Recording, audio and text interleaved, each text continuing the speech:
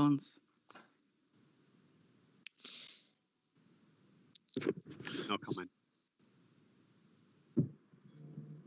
Okay, good morning, councillors, officers, members of the public and press. Welcome to this meeting of Finance and Policy Committee. Obviously, this meeting is a remote meeting being live streamed on the website and recorded. I'll now hand over to David Cosgrove from Democratic Services team. Thank you, Chair. Good morning, everyone. We'll begin the meeting by way of a roll call of all those in attendance remotely. And may I request that members can confirm if they have a copy of the papers for the agenda and can both hear and see councillors in the meeting. I'll now begin the roll call. Councillor Christopher Akers-Belcher. Yes, present, and I've just been informed that item 5.2 has been pulled, so yes, I do have all the relevant papers. Thank you. Councillor Brewer. Hello, and yes, given that information, yes to the above. Thank you. Councillor Brown. Yeah, present with all the paperwork. Thank you. Councillor Lindridge. Present, can hear and can see, have the paperwork. Thank you. Councillor Little. I'm here and I've got all the paperwork. Thank you. Councillor Marshall. Yes, I'm here and I've got all the paperwork. Thank you. Councillor Moore, we know is present and with paperwork, yes. Thank you. We have apologies from Councillor Smith. Councillor Tennant. Present, and I have the paperwork. Thank you. Councillor Young. Present with paperwork. And also the final member of the committee just appointed at council last week would be Councillor Thomas. I'm present, but I'm viewing the paperwork online. Haven't got hard copies. Okay. Thank you, Councillor. Are there any other councillors online that I haven't called? Can't see any on screen. No. Okay, thank you. That concludes the roll call. Can I just remind all participants in the meeting that, as set out in the remote meeting etiquette guide, they should keep their microphones on mute so as to reduce the background noise in the meeting and the live stream. Can I also remind members that the voting process, as at all remote meetings and on any agenda item that require a vote, it will be undertaken by a recorded vote. The vote will be taken by roll call, where each elected member, when called, should unmute their microphone, state their vote, and then please mute again after voting. That concludes my part, Chair. Thank you, David. Okay, agenda item 1, apologies for absence. Are there any other apologies from members additional to those mentioned in the roll call? No, thank you. Agenda item 2, declarations of interest. Do we have any declarations of interest from members?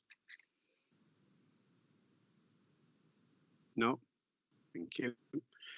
Okay, we have 3 sets of minutes. If we take the minutes from the Finance and Policy Committee on the 13th of August first, are there any questions or comments on those minutes? No. The minutes for the Safe Hartlepool Partnership held on the 10th of January and 20th of March 2020. Questions or comments? Okay, and then the minutes from the Health and Wellbeing Board held on the 26th of June 2020. Again, any questions or comments on those? Doesn't look like it. So if everybody's happy, then we'll take those minutes as read. Thank you. Item 4.1, Community Safety Plan 2020 to 21, Director of Neighbourhoods and Regulatory Services. Thank you, Chair. So the purpose of the report is to consider and comment on the Safer Hartlepool Partnership Community Safety Plan 2020-2021. These were introduced by the Crime and Disorder Act 1998, and community safety partnerships have a statutory responsibility to develop and implement a community safety strategy, setting out how it intends to address crime and disorder, substance misuse and re-offending issues. These are made up of representatives from the 6 responsible authorities. They are the local authority, police, fire brigade, National Probation Service, Community Rehabilitation Company and clinical commissioning groups. They have a number of statutory responsibilities, which are producing a community safety strategy, producing an annual partnership and a strategic assessment, and consulting with local residents and organisations on community safety priorities. The report should have been presented to the Safer Hartlepool Partnership in March 2020. That was proposing a development date to be held, which would have looked at priorities for the Safer Hartlepool Partnership going forward, and to inform and deliver the community safety plan for 2020 to 2023. Unfortunately, due to the coronavirus outbreak, the March meeting was not held and the ability to hold a development day was lost. In light of this, we have held a strategic assessment, was circulated to the partnership members for comment instead, and it's proposed that the attached community safety plan covers just 1 year from 2020 to 2021, and that additional work be undertaken before the production of a 3-year plan, which would last from 2021 to 2024. The proposed strategic objective for 2020-21 is to make Hartlepool a safe, prosperous and enjoyable place to live, work and visit. And the key priorities for the partnership during this period would be drugs and alcohol, antisocial behaviour and domestic violence. The community safety plan will be subject to an 8-week consultation period, which will involve an online consultation survey, targeted emails to a wide range of public, private, community and voluntary sector representatives, and a presentation of the draft plan to the Council's Audit and Governance and Finance and Policy Committees. It is anticipated that the final plan will be presented to the Partnership in November this year, and subject to the approval of the Partnership will be considered by the Council's Finance and Policy Committee and then referred for adoption by full Council in December 2020. It is recommended that as part of the Safer Hartlepool Partnership consultation process, it is recommended that Finance and Policy Committee consider and comment upon the draft Safer Hartlepool Partnership Community Safety Plan 2020-2021. Happy to take any questions, Chair. Thank you for that. There's no questions from myself. I think everything that I was looking to raise was done. So it was done at the Safer Hartlepool Partnership, but happy to take questions and comments from other members. Councillor Akers-Belcher.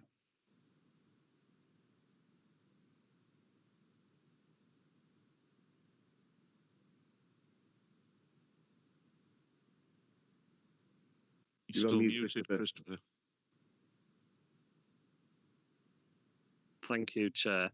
I don't think the strategic objective of the Safer Hartlepool plan has really changed over the years about making Hartlepool a safe, prosperous, enjoyable place to live, work and visit. And what I would like to see is, after the consultation, would there be a possibility that we could have another members' seminar about it before we adopt it at full council? My reason for asking is that we've invested a huge amount of money working collaboratively with Cleveland Police, but obviously we've never had an update from what has happened since Her Majesty's Inspectorate designated Cleveland Police as the worst police force in the country. And I think from a timing point of view, given the resources we put into working alongside Cleveland Police, it is very difficult to commit as a council to make Hartlepool a safe, prosperous, enjoyable place to live, work and visit when we're relying on a force that is the worst in the country. So I think we should do the consultation, with the public as much as what we possibly can. But then we should come together as members in a member seminar and also ask Cleveland Force to give us an update in what they have actively done to improve their rating since it was announced last year. And one of my reasons for saying that is that I was subject to yet another hate crime over the last week. And when it was reported to Cleveland Police, they turned round and they said, at the present time, it wasn't a priority. And we've always, through audit and governance, put a huge amount of work in tackling hate crime. And it was only when it was raised directly with the Chief Constable that they decided that it was a priority. And I just think we need to have a look at a little bit more detail at all the parameters that were set against Cleveland Police, why they were designated to be the worst, and what they've actually done about it. Because we can work with them as much as possible around sharing intelligence. But if they're not improving, then what is the point in us investing that amount of money? And I think we should try and drill down into what they've actually done before we endorse anything working with Cleveland Police at full council. Thank you, Councillor Akers-Belcher. Tony, did you want to come back on that? Or I can see that Denise has a hand raised. Thank you, Chair. It was just, there is a Cleveland Police stakeholder event this Friday where they're going to give an update on the exactly what Christopher, Councillor Akers-Belcher is asking for regarding the improvements that they've made since that inspection report. So I think it's quite timely that they could come here as well. So we can, I'm happy to talk to Chief Constable Richard Lewis. Thank you, Denise. Are you happy with that, Councillor Akers-Belcher? Yes, definitely. And I think it is a good time, and if they can do that stakeholder briefing, but then do one for members so that we're fully informed before it goes to full council at the end of the year. Thank you. Councillor Lindridge. Thank you, Chair. I would endorse everything that Councillor Christopher Akers-Belcher said. He's correct in all those points, and I welcome the review, this early review that Denise has mentioned. I'm saddened if you've had a sort of hate crime attack on you. I hope you're managing that situation. That's all I need to say, Chair. Thank you. Okay, thank you. Are there any other questions or comments from members then? Great. So obviously we'll seek to get an update from Cleveland Police and also try and arrange a members seminar towards the later end of the year for an update as well. Other than that, the recommendations for this report is for this committee to consider, comment, and then we'll go out for wider consultation. Everybody happy with? Is there any dissent? Great. Thank you very much. So the next item on the agenda is agenda item 5.1. Sorry, just find my papers. That's Northgate House lease extension, and this one will be brought by the Director of Resources and Development. Thank you, Chair. As you've just said, this is about the extension of the lease on Northgate House. Members will probably remember it sometimes as it was previously known as Brian Hanson House, just off Church Street. It's been leased for a number of years by our IT provider. It was part of the original IT contract, and when they came to Hartlepool and committed to provide jobs from the town, they continued to deliver a range of contracts to different clients from that property. They've made significant improvements with our agreement to the internals of the building. In some respects, it's barely recognisable from the building we handed over to them a number of years ago. The proposal is to extend the lease at the current terms. Those details are set out in the not for publication part of the report. I think we've indicated in the report that the market for office accommodation has been difficult for a number of years. It's become particularly difficult over the last few months, and I suspect that will continue for the next few years as organisations respond to COVID and adjust to using office space, people working from home, etc. Against that background, I think the rental value that's set out in the confidential appendix represents an appropriate rental value. I think one of the things we probably should have mentioned in the report was how this fits with the wider ICT contract that you've previously agreed to extend, because the two very much go hand in hand. As part of that, Northgate agreed to continue a number of clauses that are very beneficial to the council in terms of how that contract's operated. And I think those discussions were going on at the same time. It's just it took a little bit longer to formalise bringing this report on the lease. As I say, there's some information in the not for confidential appendix that sets out the details in terms of the amount and the term to extend the lease, so it ties in with the IT contract. So it would run from March 2021 to September 2023. And the recommendation, Chair, is that members accept the terms as set out in the confidential appendix. Thank you, Chris. Councillor Young. Yeah, thank you, Chair. I think Chris hit the nail on the head fairly early in that report. We don't want to be left with a building that is vacant, and I think any kind of money that we can be making on that building is essential at this moment in time. And yeah, more power to your elbow, Chris. In respect to this report, it's a good report, and I think we should continue in this vein with that particular contract. Councillor Brown. Thank you, Chair. Yeah, I agree with what Mike's just said. An empty building of that size in the town would be another disaster. I couldn't agree more. I'd have even considered reducing the rent for a longer term, but we are where we are, and more than happy with that. Thank you, Chair. Councillor Akers-Belcher. Chair, I've just got a question, but it's about the finance. It's only a quick question, but I believe we should go into closed session for it. Okay. So I've had a request to move into closed session. Can I get somebody to second that, please? And then we'll move into. Seconded. Thank you. You'll just give me a second while we get the stream paused.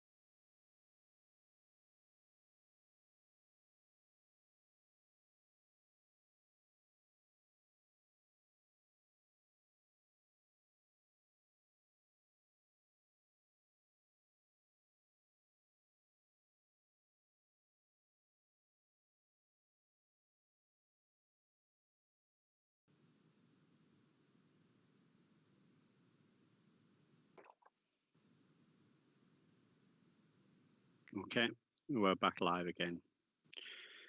Right, so the recommendations then are set out in the report. Let me just bring them back up, sorry. So the committee is recommended to approve the extension of the lease as set out in the confidential appendix. Is there any dissent from that? Okay, that's great then. So that's been approved. Thank you, members. As Councillor Akers-Belcher mentioned at the start, agenda item 5.2 has been pulled from this meeting. There is a little bit more work to be done on that, unfortunately, before it's going to be ready to be brought. But we hope to have that finalised and brought before members as soon as possible. Okay. Is there any other anything else anybody needs to raise before we end? Great. Nothing from me. So thank you all very much for your attendance this morning. Enjoy the rest of your day and have a bye. Bye.